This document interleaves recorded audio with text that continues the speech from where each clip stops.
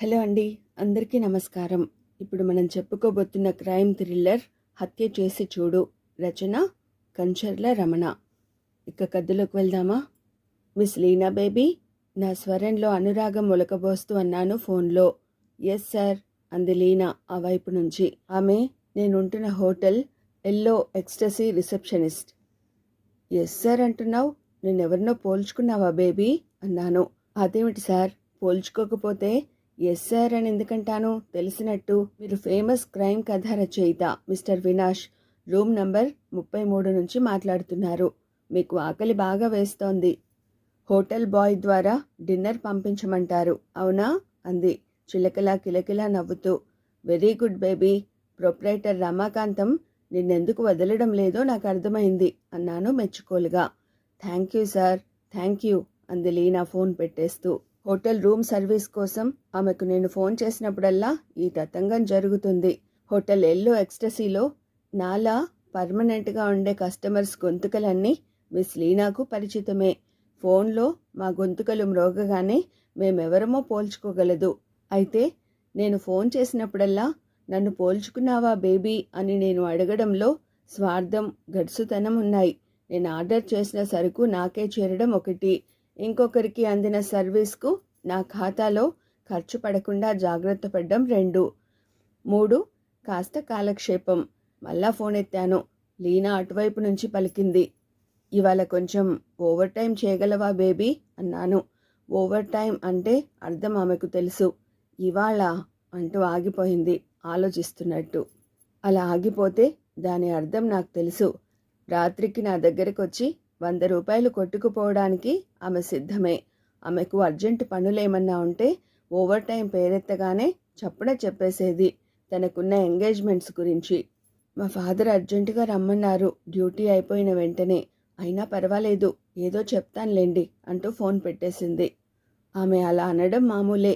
Room service కుర్రాడు తెచ్చిన dinner తింటున్నానన్న మాటే గాని లీనా గురించే ఆలోచిస్తున్నాను. ఆమె వచ్చేంత వరకు ఆగలేనేమోననిపిస్తోంది. ఇంకో గంటకు గాని ఆమె డ్యూటీ అయిపోదు. ఆ తర్వాత ఆమె తిన్నగా నా గదికే వచ్చేస్తుంది. అయితే అంతవరకు నరాల్ని కండిషన్లో ఉంచాలి. డిన్నర్ పూర్తయింది. డిన్నర్ పూర్తయ్యాక కాఫీ త్రాగడం అంటే నాకు మహా ఇష్టం. బాయ్ తెచ్చిన కాఫీ కూడా త్రాగాక రోత్మన్ సిగరెట్ వెలిగించి కాలుస్తూ గదిలో పచార్లు చేయసాగాను. భోజనం చేసిన వెంటనే కొంతమందిలా అమ్మయ్యా అని అనుకుంటూ ప్రక్క మీదో వాలు కుర్చీలోనో జేరగిలబడ్డమంటే నాకు అసహ్యం. కడుపులో భోజనం సర్దుకుని జీర్ణమయ్యేందుకు వీలుగా పావుగంట అయినా బయటకు పోయి నడవడమో, అది వీలు కాకపోతే గదిలో పచార్లు చేయడమో ప్రాక్టీస్ చేస్తాను ఏళ్ల బట్టి. అందుకే నాకు 50 దాటుతున్నా బొజ్జ గాని ఊబ శరీరం గాని రాలేదు. లీనా వచ్చేంత వరకు పచార్లు చేస్తూ ఆమెను నా ఆలోచనలోంచి తప్పించడానికి నిశ్చయించుకున్నాను. మర్డర్ ఈజ్ ఎ గేమ్ అన్న నవల రాసి ప్రచురణకర్తలకు పంపి 1 రోజులైంది. నా పుస్తకం ఆమోదించబడినట్టు వారి వద్ద నుండి వర్తమానం ఎప్పుడొస్తుందా అని నెర్వస్గా ఎదురుచూస్తున్నాను. మాకు నవల రాసి పంపరు అంటూ ఉత్తరాల మీద ఉత్తరాలు రాస్తారు ప్రచురణకర్తలు. నా రచనల్ని వాళ్ళు తిరస్కరించడం అంటూ ఉండదు ఎప్పుడు. అయినా మనసులో ఏదో మూల బితుకు నా రచనని త్రిప్పి కొడతారేమోనని. కానీ అలాంటి బెదురుండడం రచయితకు ఎంతో మేలు. ఒళ్ళు దగ్గర పెట్టుకుని రచనలు సాగిస్తాడు. ఈ 1 రోజులు ఆ నవల రాసినప్పటి అలుపు తీర్చుకోవడంలో గడిపేశాను. త్వరలో ఇంకో నవల మొదలు పెట్టాలనుకున్నాను. ఈసారి మాస్టర్ పీస్ రాయాలి. సంవత్సరం అయినా మంచి ఇతివృత్తాన్ని ఎన్నుకుని మరీ రాయాలి. దీర్ఘాలోచనలో పడి గదిలో పచార్లు చేస్తున్నాను. తలుపు మీద టకటకమని చప్పుడైంది. లీనాను నిన్ను రమ్మన్న విషయం గుర్తుకొచ్చింది. రిస్ట్ వాచి చూసుకున్నాను. 9 అయింది. కమిన్ అన్నాను. మొహమంతా నవ్వులతో లీనా లోనికొచ్చింది తలుపు తెరుచుకుని. Very nice of you, please come అన్నాను. నేను రచనా వ్యాసంగంలో మునిగి ఉన్నప్పుడు నన్ను ఎవరైనా డిస్టర్బ్ చేయడం సహించను. అందుకు సారీ, డోంట్ డిస్టర్బ్ మీ అని చిన్న బోర్డు తయారు చేయించి ఉంచాను బయట తగిలించడానికి. లీనా ఆ బోర్డు తీసుకెళ్లి బయట తలుపులకు తగిలించి వచ్చింది. తర్వాత లోపల నుంచి లాక్ చేసింది. అలవాటుగా వేళకు ఇంత తినాలన్న నియమం అంటే నాకు పరమ అసహ్యం. పేగులు అరిచేంత ఆకలి వేసేంత వరకు భోజనం చేయను. అన్ని విషయాల్లో నా భావాలు అంతే. శరీరంలోని ప్రతి అణువు ఆడదాని పొందు కోసం ఆక్రోశించేంత వరకు ఆడదాన్ని తలవను. 50 దాటిపోతున్నా పెళ్లి విషయం తలవకపోవడానికి కారణం అదే. ఏదైనా సరే రొటీన్ వ్యవహారం కావడం భరించలేను. ఇహ వంశాభివృద్ధి వగైరా చెత్త నేను విశ్వసించను. అరగంట తర్వాత అలసిపోయిన నరాలతోటి తృప్తిపడిన మనసుతోటి లేచాను. ఒళ్ళంతా తేలిగ్గా సుఖంగా ఉంది. మెదడంతా ప్రశాంతంగా నిర్మలంగా ఉంది. లీనా బయలుదేరుతుంటే 10 పదులు మడిచి ఆమె హ్యాండ్ బ్యాగ్లో పడేసి గుడ్ నైట్ అన్నాను. లీనా వెళ్ళిపోయింది గుడ్ నైట్ చెప్పి. లీనా వెళ్ళాక సిగరెట్ వెలిగించి పీలుస్తూ సోఫాలో వాలిపోయాను. నా మెదడిప్పుడు పదునుగా పనిచేస్తోంది. నేను రాయబోయే నవల గురించి మళ్ళా ఆలోచనలు మొదలయ్యాయి. ఈసారి మాస్టర్ పీస్ రాయాలి. ఈ విషయంలో మార్పు లేదు. గట్టిగా నిశ్చయించుకున్నాను. క్రైమ్ కథలు ఎన్నో తరహాలుగా రాశాను. ఓసారి రాసిన పద్ధతిలో రాయకుండా రాశాను. ఈసారి ఇంకా వినూత్నంగా ఉండాలి నా రచన. కల్పిత కథలు రాసి రాసి విసుగు పుడుతోంది నాకు. అయితే ఈసారి నా రచన ఎలాంటిదైతే బాగుంటుంది ఆలోచించసాగాను తీవ్రంగా. ఈసారి యథార్థ గాథను దేన్నైనా తీసుకుని నవలగా రాస్తేనో? ఆ ఆలోచన బాగానే ఉన్నట్టు అనిపించింది. అదేమంత కష్టం కూడా కాదు. ఎన్నో కేసుల్లో నేను పోలీస్ డిపార్ట్మెంట్కు సాయం చేశాను. క్లిష్టమైన కేసుల్ని పరిష్కరించి నేరస్తుల్ని అరెస్టు చేయడంలో. ఫలానా కేసు గురించి ఓ పుస్తకం రాయదలుచుకున్నాను అని నేను చెప్పాలే గాని పోలీస్ డిపార్ట్మెంటు తమ ఫైళ్లు ఇచ్చి నాకు కావలసినంత సహాయం అందిస్తారు. కానీ ఒక్కటంటే ఒక్కటి, నాకు జ్ఞాపకం ఉన్నంత వరకు గట్టి కేసు పోలీసుల మేధాశక్తిని పరీక్షించింది లేదు. 100కి 80 కేసులు ఎటువంటివంటే క్షణికోద్రేకంలో హత్యలు చేసేసి తామెలాగూ పట్టుబడిపోతామన్న భయం వల్లనో మరెందువల్లనో హంతకులు తిన్నగా పోయి పోలీసులకు లొంగిపోతారు. ఇంకో 10 కేసుల్లో హత్య చేశాక హంతకులు పారిపోతారు.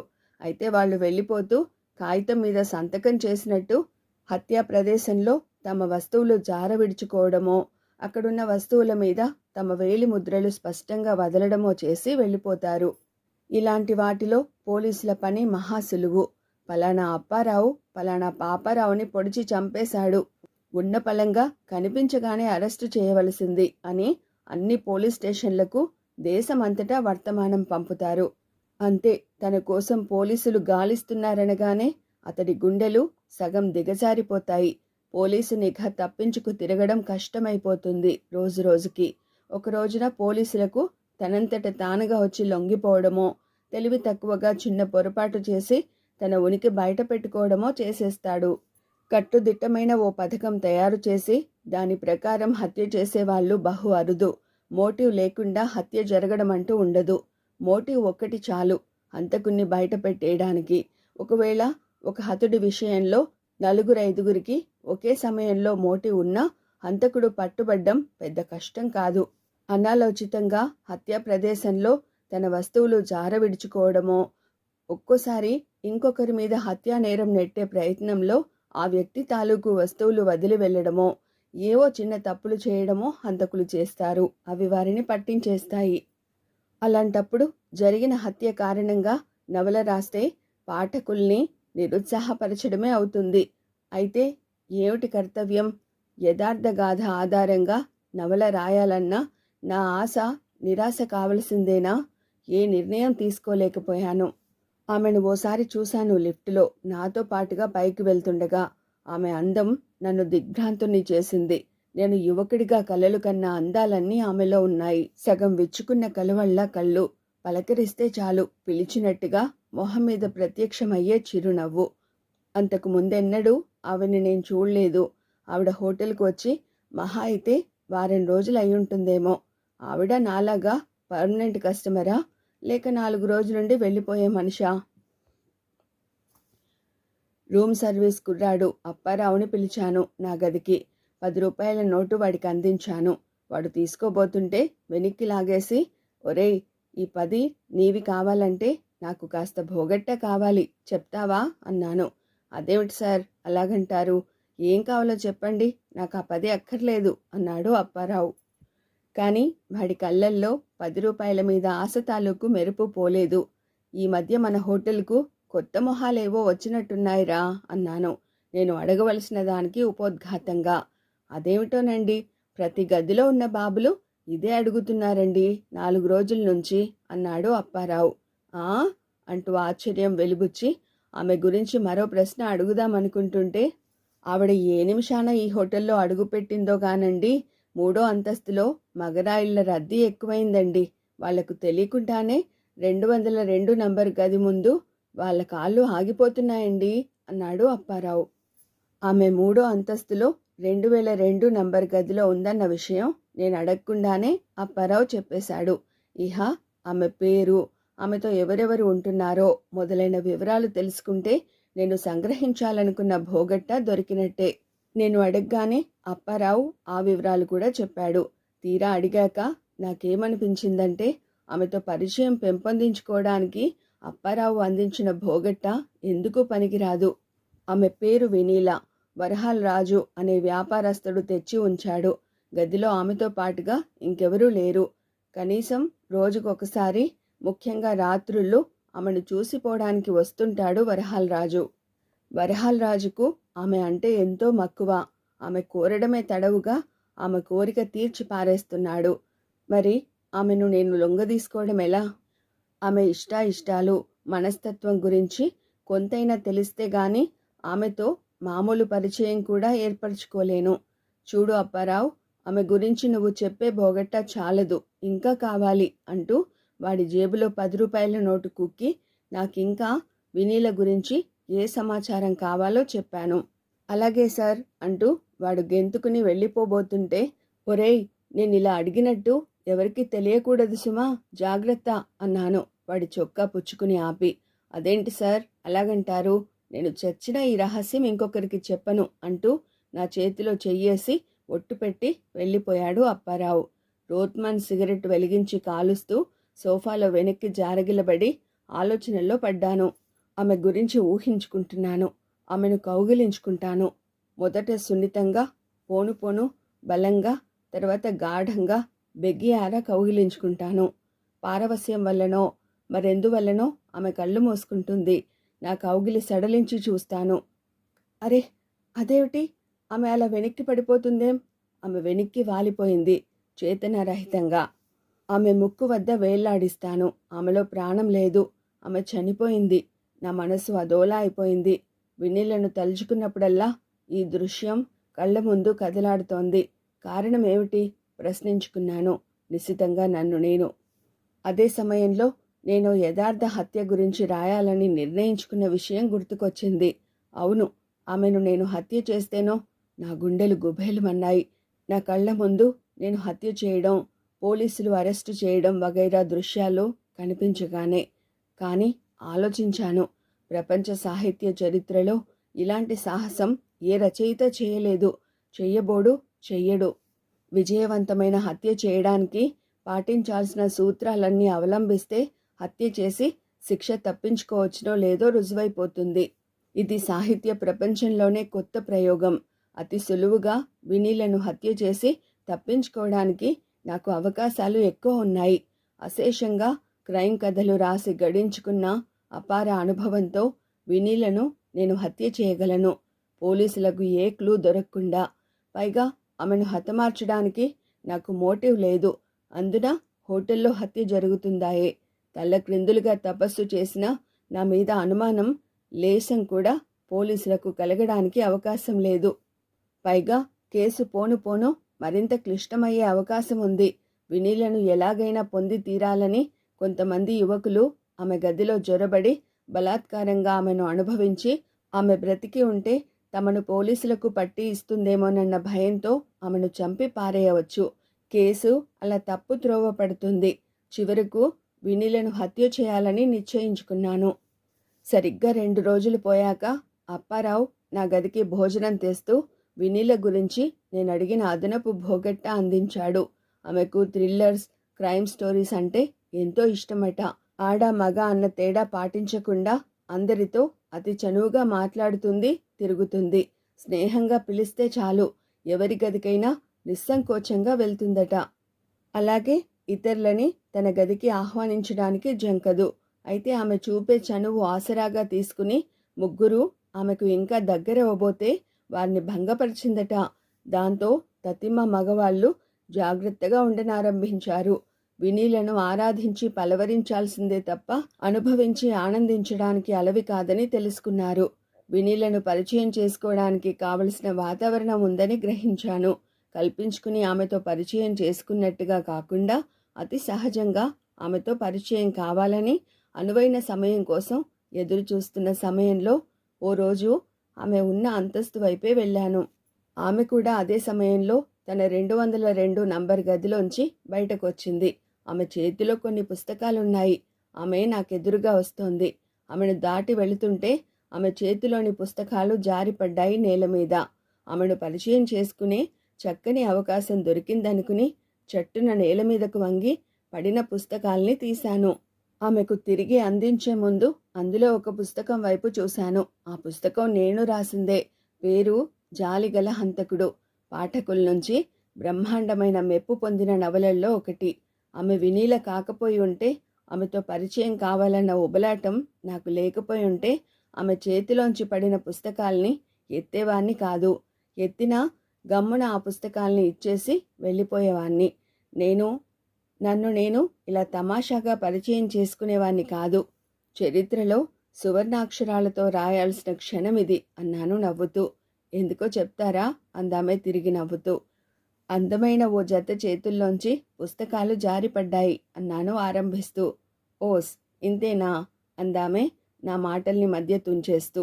చూడండి, మీకు దేవుడు అందాన్ని హక్కుగా ప్రసాదించాడు కానీ తొందరపడ్డాన్ని మాత్రం కాదు అన్నాను తాపీగా దర్జాగా. అబ్బో అంటూ ఆమె కళ్ళు గుండ్రంగా కాసేపు త్రిప్పి, చూస్తే మీరు సినిమా డైలాగ్ రైటర్ లాగున్నారే అంది. నేను రైటర్ని మాత్రం అవును, కానీ సినిమా డైలాగ్స్ మాత్రం రాయను అన్నాను హుందాగా ఉత్సాహంగా. మీ పేరు? రైటర్గా నా పేరు వినాష్, లోకంలో మాత్రం రాజేశ్వరరావు. ఓహ్, మీరా వినాష్? ఈ పుస్తకం రాసింది మీరే కదూ? What a surprise. Very glad. రండి రండి అంటూ ఆమె కంగారు పడిపోతూ నన్ను తన గదికి లాక్కెళ్ళింది. ఇప్పుడు అర్థమైందా మీకు? ఈ క్షణం సువర్ణాక్షరాలతో లిఖించదగిందని ఎందుకన్నానో అన్నాను ఆమె చూపిన సోఫాలో కూర్చుంటూ. ఆమె సంతోష సంభ్రమాలకు హద్దు లేదు. ఏవేవో మిఠాయిలు అందించింది తినమని. తినడానికి మొహమాటం చూపితే ఆమె ఊరుకోలేదు. బలవంతంగా తినిపించింది. కనీసం రోజుకోసారైనా ఆమె గదికి నేను వెళ్ళి రావాలి, లేదా ఆమె నా గదికి వస్తుంది. అది ఆమె పెట్టిన షరతు. అంత సులువుగా ఆమెతో పరిచయం ఏర్పడుతుందని అనుకోలేదు నేను. ఆ వాళ్ళ నుంచి ఆమెను హతమార్చడానికి అనువైన అవకాశం కోసం అతి జాగ్రత్తగా ఎదురు చూడసాగాను. నాకు తెలిసినంతవరకు వరహాల్ రాజు ఆమెను ప్రాణాధికంగా చూసుకుంటున్నాడు. ఎక్కువ చనువు తీసుకోవడానికి ప్రయత్నించి ఆమె చేత భంగపాటు పడ్డ యువకుల గురించి జనానికి ఇప్పుడు తెలుసు కాబట్టి ఆమెతో చలాకీగా మాట్లాడడానికి మించి ఎవరూ ఎక్కువ చనువు తీసుకోవడానికి ప్రయత్నించడం లేదు. 6 నెలలు గడిచిపోయాయి. ఈ లోపున ఆమెతో నా సాన్నిహిత్యం పెరిగింది. ఆమె ద్వారా నాకు కొంతమంది స్నేహితులు కూడా తయారయ్యారు. ఇప్పుడు హోటల్ ఎల్లో ఎక్స్టసీలో ఆమె లేని పార్టీ లేదు. ఆమె చెప్పే కులాసా కబుర్ల కోసం, ఆమె కోసమే పార్టీలు ఇచ్చినవారు మాలో కొంతమంది లేరనను గాని, ఆమె ఉంటేనే పార్టీకి కళ, జీవం అని ఆమెను విధిగా ఆహ్వానిస్తారు అందరూ. తాము ఇచ్చే ఏ పార్టీకైనా ఆమె ఉంటేనే పార్టీకి కళ, జీవం అని ఆమెను విధిగా ఆహ్వానిస్తారు అందరూ. తాము ఇచ్చే ఏ పార్టీలకైనా. రోజులు గడిచిపోతున్నాయి నిస్సారంగా. నా పథకం మురిగిపోతుందేమోనని నేను లోపల బాధపడుతున్న సమయంలో మా మధ్యకు శ్యాంబాబు అనే రంగేలి యువకుడు ప్రవేశించాడు. అతడి వృత్తేమిటో, అతని తల్లిదండ్రులెవరో, నీళ్లలా ఖర్చు చేయడానికి అతనికంత డబ్బు ఎక్కడి నుంచి వస్తోందో మాకు తెలియలేదు. పరోక్షంగా ప్రత్యక్షంగా కూడా అతన్ని అడిగినప్పటికీ ఒక్కొక్కరికి ఒక్కో విధంగా జవాబిచ్చేవాడు శ్యాంబాబు. వామడరావు అడిగితే తాను దొంగ నోట్లు అచ్చువేస్తున్నానన్నాడు. కమలాకరమూర్తి అడిగితే నాకు లంక బిందెలు దొరికాయి అని జవాబిచ్చాడు. మాకు చెప్పకపోతే పోని వినీలకైనా చెప్పడా అని ఆ ప్రశ్న ఓసారి వినీల చేతే వేయిస్తే, ఒట్టు మీ తోడు నేను స్టేట్ బ్యాంకులో మాత్రం దొంగతనం చేసి తీసుకురాలేదు. అని ఆమెకు కొంటె సమాధానం చెప్పాడు. అతడు చెప్పకపోతే పోని, అతడి గురించి ఆ మాత్రం సమాచారం సేకరించలేకపోతామా అని మాలో కొందరు అతడి మూమెంట్స్ పరిశీలించనారంభించారు. అతడు నెల రోజులకోసారి దూరంగా ఏదో ఊరు పోయి డబ్బు తెచ్చుకుంటుంటాడు. ఊరికి వెళ్లే ముందర ఒకరోజు, వచ్చిన తర్వాత ఒకరోజు అతడి మొహంలో ఎందుకో చెప్పలేని దిగులు, బాధ కనిపిస్తుంది. అంతకు మించి శ్యాంబాబు గురించి ఇంకే వివరాలు సేకరించలేకపోయారు. అతడు మా హోటల్కు వచ్చిన మొదటి రోజునే వినీల వైపు గాఢంగా ఆకర్షింపబడ్డాడు. రోజులో 3 వంతులు ఆమె సాన్నిధ్యంలోనే గడపసాగాడు. వాళ్ళిద్దరి మధ్య ఏదో వ్యవహారం సాగుతోందని నా అనుమానం. వాళ్ళిద్దరినీ నిశితంగా పరిశీలించడానికి తీర్మానించుకున్నాను. అవాళ ఉదయం 10-10:30 కావస్తుండగా ఓ దిక్కుమాలిన స్టేషన్లో రైలు దిగాడు శ్యాంబాబు. అతడు ఏ ఊరు నుంచి వచ్చాడో, హోటల్లో ఉండి అంత జల్సాగా ఖర్చు చేయడానికి డబ్బెక్కడి నుంచి వస్తోందో మొదలైన వివరాలు సంగ్రహించడానికి అతన్ని రహస్యంగా వెంబడిస్తున్న నేను కూడా అతని వెనువెంటనే రైలు దిగాను.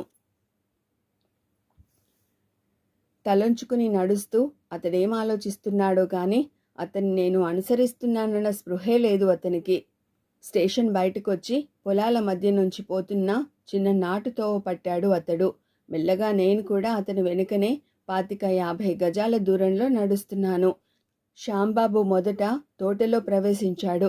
చెట్లను అడ్డం పెట్టుకుంటూ నేను లోనికి వెళ్ళాను. తోట మధ్య చిన్న తాటాకుల గుడిసె ఉంది. శ్యాంబాబు 2 నిమిషాల సేపు గుడిసెలోకి వెళ్ళి బయటకు వచ్చాడు. తోట నలువైపులా చూసి రామయ్య, రామయ్య అంటూ గొంతు చించుకుని కేకేశాడు. రామయ్యకు పిలుపు అందినట్టుంది. ఎవరు అంటూ అతడు పెట్టిన కేక వినపడింది జవాబుగా. నేను శ్యాంబాబుని బదులిచ్చాడు శ్యాంబాబు. ఆ మాట వింటూనే రామయ్య పరిగెత్తుకొచ్చాడు అక్కడకు ఒక్క అంగలో. ఎంతసేపైంది బాబు మీరొచ్చి అని రామయ్య వేసిన ప్రశ్నకు ఇదే రావడం అని జవాబిచ్చాడు శ్యాంబాబు.